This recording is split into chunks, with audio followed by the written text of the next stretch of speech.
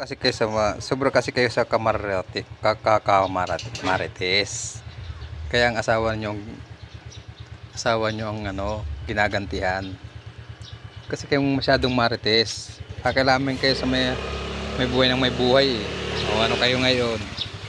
Ngayon, minamartis niyo ako eh. Huwag niyo kayo kasi akong maritisin. Para hindi hindi asawa ninyo ang gantihan.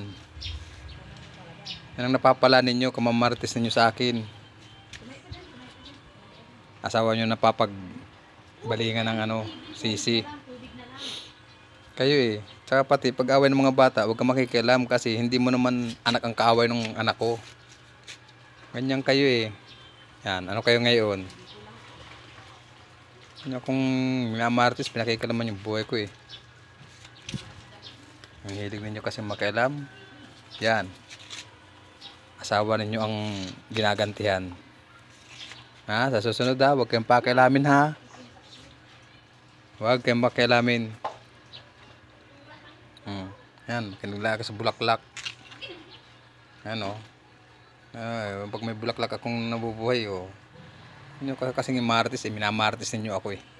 Huwag nyo ako imamartis uli ha.